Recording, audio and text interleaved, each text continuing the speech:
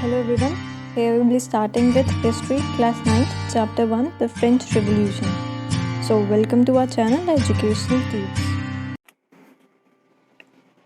So here we are going to start with another topic, that is struggle to survive. So first we'll see this topic from the notes itself, struggle to survive. ठीक है, struggle to survive मतलब हम बहुत ज़्यादा struggle कर रहे हैं जीने के लिए. तो in this is subsistence crisis. इसमें क्या होता है, जैसे ही फ्रांस में पॉपुलेशन इंक्रीज़ हुई, ठीक है, कब इंक्रीज़ हुई, एज इन 1715 में वहाँ की population was almost 23 million and it rose to 28 million when in 1789 में वो ऑलमोस्ट 28 मिलियन हो गई. अब इसकी वजह से पॉपुलेशन इंक्रीज़ की वजह से the demands of the people also increase, demands and specifically to demand to the food. अब लोग हैं, they will require food to eat. तो वहाँ पे क्या हुआ, जैसे ही पॉपुलेशन इंक्रीज़ हुई the demand to of food and food grains also increase. इससे क्या हुआ, जो ब्रेड का प्राइस था, ठीक है, ग्रेन्स का प्राइस था, वो भी इंक्रीज़ हो गया क्योंकि डिमांड इंक्रीज़ होगी तो प्राइस इंक्रीज़ हो गया. ठीक है, डिमांड की इंक्रीज़ होने से वहाँ के जो ब्रेड का प्राइस था वो इंक्रीज़ हो गया. बट इसका इफ़ेक्ट लोगों पे क्या पड़ा, जो वर्कर्स थे they were paying the equal wages, जैसे उनको पहले वेजेस मिल रही थी वैसे ही वेजेस मिल रही थी और चीज़ें और महंगी हो गई थी. So they were not able to afford the price of increase bread. So they were facing difficulty to purchase the food. This particular situation is known as subsistence crisis, जहाँ पे ये एक्सट्रीम सिचुएशन क्रिएट हो गई where people are not able to afford their basic living. तो here the definition of subsistence crisis also quoted. It is a extreme situation. ये एक extreme situation है when the basic means, जब basic means of livelihood are endangered or are at risk. Likewise, we'll see this particular topic in the book Struggle to Survive. Now it says population of France rose from 23 million to 28 million. France की population कितनी हो गई, 23 million से 28 million increase हो गई. And this led to rapid increase in the demand of food grain. और इसकी वजह से क्या हुआ, रैपिड इंक्रीज हुआ किस में, फूड ग्रेन्स की डिमांड में. And now the production of grains could not keep pace with the demand. And production of grains जो थी, ग्रेन्स की जो प्रोडक्शन थी, that was not able to meet up the demand of the people. So इससे क्या हुआ, so the price of bread which was staple diet of the majority rose rapidly. जिससे क्या हुआ, प्राइस ऑफ ब्रेड इंक्रीज हो गई. ठीक, देखो पॉपुलेशन इंक्रीज हुई, पॉपुलेशन इंक्रीज के बाद क्या हुआ, ब्रेड की डिमांड इंक्रीज हुई और ब्रेड की डिमांड इंक्रीज होने के बाद प्राइस ऑफ ब्रेड इंक्रीज हो गया. So there is increase increase increase, तीनों चीज़ इंक्रीज हुई. Now will see most workers were employed as labours. बहुत सारे वर्कर्स कैसे एम्प्लॉयड थे, लेबर्स ही थे. They were paying fix wages, उनको फिक्स वेजेस दी जाती थी and their wages were not increase with the increase in the prices of bread. Now things became worse, और थिंग्स कैसे और बुरी हो गई, व्हेन ड्राउट और हेल रिड्यूस द हार्वेस्ट. जब ड्राउट और हेल ने हार्वेस्ट भी रिड्यूस कर दी, यानी कि जितनी खेती हो रही थी वो भी कम हो गई. And this led to subsistence crisis, something that occurred frequently in France during old regime. और इसकी वजह से वहाँ पे सब्सिस्टेंस क्राइसिस आए फ्रांस में. Now there is definition of subsistence crisis in your book as well.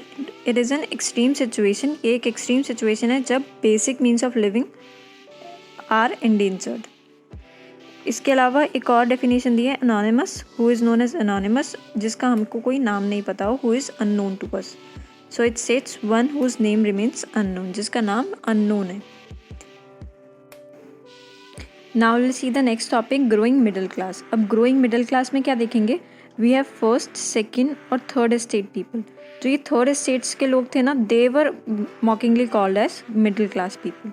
तो अब ये जो मिडिल क्लास पीपल थे they were increasing. So now here it sets new social group emerged. एक नया सोशल ग्रुप एमर्ज हुआ in 18th century and who were they known as, they were called as middle man. उनको हम middle man बोलते थे. They were the section of third estate who had now become prosperous and educated. अब देखो यहाँ पे क्या लिखा है, they were the section of third estate. कौन थे वो, थर्ड estate का ही एक सेक्शन था जो क्या बन गया था, prosperous and educated. They were gaining education, and with education they were gaining knowledge, and now they were prosperous enough. So how they became prosperous? कैसे वो prosperous बने? By expanding overseas trade and manufacturing group. कैसे? By trade करके, ठीक है, goods import export करके, as well as manufacture करके, goods को बना के. Also who were they people? ये पीपल कौन थे? क्वेश्चन नाउ कम्स, ये पीपल कौन थे? ये थर्ड एस्टेट्स के ही लोग थे. कौन लोग थे? Merchant, trader, lawyers, manufacturers etcetera. अब now they were prosperous and educated. अब प्रॉस्परस हो गए थे, एजुकेटेड हो गए थे, and what do they believed in? वो क्या सोचते थे, कैसे सोचते थे? उनके थॉट्स मैटर करने लग गए. So they believe that no group of society should privilege by birth. Society में कोई भी ग्रुप ऐसा नहीं होना चाहिए जिसको बाय बर्थ प्रिविलेजेस मिले. So also the demand a society based on equal laws and opportunities. तो उन्होंने क्या डिमांड करना शुरू किया? उन्होंने ये डिमांड करना शुरू किया कि हमें ऐसी सोसाइटी चाहिए जहाँ पे इक्वल लॉज और अपॉर्चुनिटी हो सबके लिए. क्योंकि हम पहले फर्स्ट, सेकंड, थर्ड स्टेट में यहाँ देख चुके हैं, क्या देख चुके हैं कि all the tax burden was on third state. So they demanded a society जिसमें इक्वल राइट्स हो सबके लिए. But now get voice to oppose to and were inspired by the ideas of philosophers. इस और उनके वॉइस को, मतलब उन लोगों को वॉइस मिली कैसे? क्योंकि वो प्रॉस्परस हो गए थे, ठीक है. दे हैव अ से इन सोसाइटी. वो अपनी डिमांड्स को आगे रखने लगे थे. पहले दे वर अनएजुकेटेड, दे वर लेबर क्लास पीपल, तो वो नहीं समझते थे उनके लिए क्या अच्छा है क्या बुरा है. But now they were able to understand what is good for them and what not. तो they were raising their voices in the society कि ये हमारे लिए अच्छा नहीं है, we do not believe in this particular thing. और उनकी वॉइस को और ज़्यादा बढ़ावा मिला. They get inspired. How they get inspired? They get inspired by the ideas of philosophers. Now will see what were the ideas of philosophers and who were the philosophers. Now here comes the role of philosophers. Role of philosophers में क्या आएगा? They get various ideas regarding equality and freedom. उनको equality और freedom से related बहुत सारे ideas मिले इन philosophers से, ठीक, और उससे वो प्रभावित भी हुए. फर्स्ट फिलोसफर कौन है? John Locke. जॉन लॉके की एक बुक थी the true treaties of government. अब इस बुक में the true treaties of government में क्या किया गया है? क्रिटिसाइज़ किया गया है doctrine of divine and absolute right of monarch. Monarch is the king. तो उनका किंग का एब्सोल्यूट राइट जो होता है उसको क्रिटिसाइज़ किया गया है. Next is रोजियो. रोजियो की बुक कौन सी है? रोजियो की बुक है द सोशल कॉन्ट्रैक्ट. अब जो सोशल कॉन्ट्रैक्ट बुक है, इस बुक में क्या प्रपोज किया गया है? रोजियो ने ये प्रपोज किया है that there should be equal voting rights and there should be democracy in the form of government. ठीक है, डेमोक्रेसी गवर्नमेंट हमें पता है क्या होता है, we are giving the rights to choose to the people. तो यही पर्टिकुलर चीज़ जो सोशल कॉन्ट्रैक्ट बुक है रोजियो की, उसमें ये पर्टिकुलर चीज़ आई है कि सबके पास इक्वल वोटिंग राइट्स होने चाहिए and there should be democracy in the society as well. Now the third one is Montesquieu. Montesquieu की कौन सी बुक है? The spirit of laws. Montesquieu की बुक है द स्पिरिट ऑफ लॉज. इसमें उन्होंने क्या प्रपोज किया है? Propose concept of division of power. अब इसमें उन्होंने बताया कि power should be divided, power should not be in the hand of one person. जैसे यहाँ पे किंग है, किंग की पावर को क्रिटिसाइज़ किया था. किंग है तो king holds the whole of the power in his hands. तो ऐसा नहीं होना चाहिए. The power should be split between the different sections.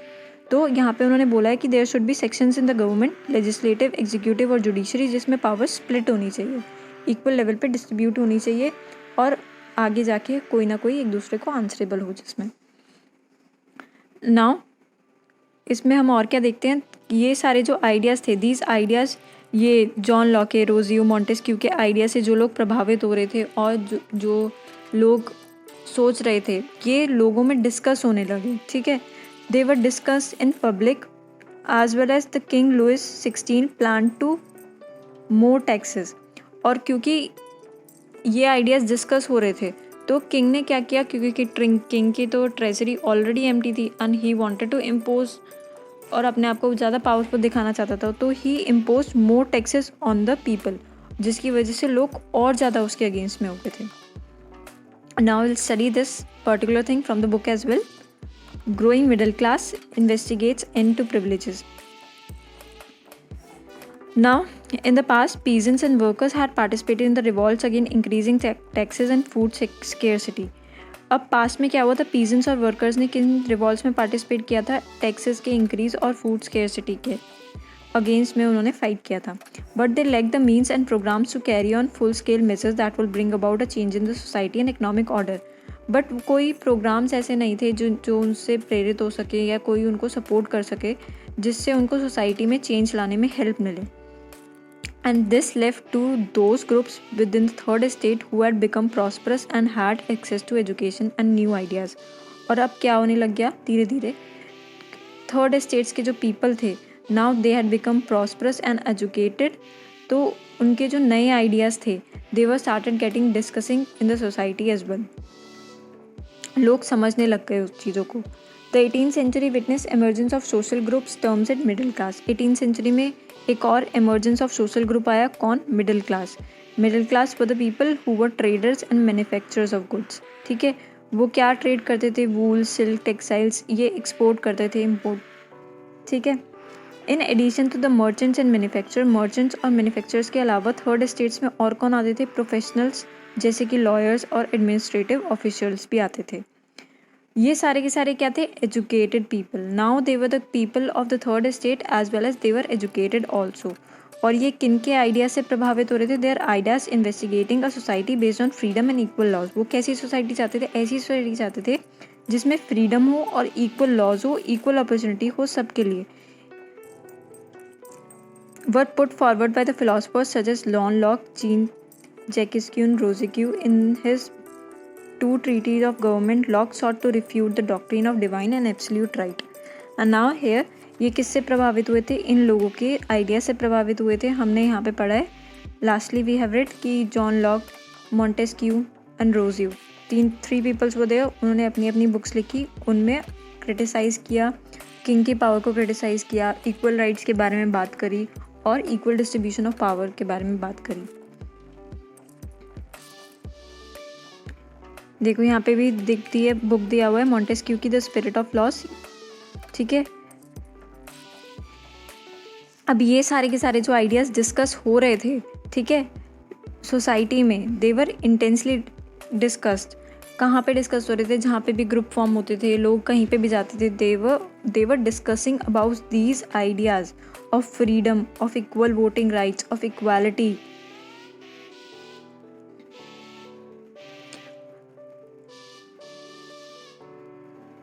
और इन सब की वजह से, क्योंकि इतना सारा डिस्कशन हो रहा था, देखो यहाँ पे इस पैराग्राफ में देखो, the ideas of philosopher were discuss intensively in salons, coffee house, spread among the people, banks, newspaper.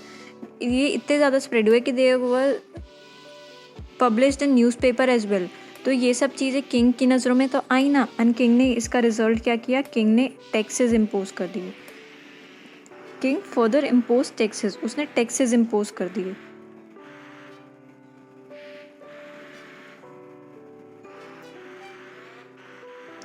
और टैक्सेस क्यों इम्पोज किए, ताकि वो स्टेट के जितने भी प्रोटेस्ट हो रहे हैं स्टेट के खिलाफ वो रोक सके. ठीक है. और वो ऑलरेडी लॉस सफ़र कर रहे थे, वो भी पूरा करने के लिए. So this was all. इसमें हमने क्या पढ़ा, how was the middle class growing, middle class कैसे ग्रो कर रहा था, as well as the role of philosophers. और इसमें हमने क्राइसिस के बारे में पढ़ा, the struggle to survive. So thank you for watching the video. Do like and do subscribe to the channel. Till then, see you in the next video.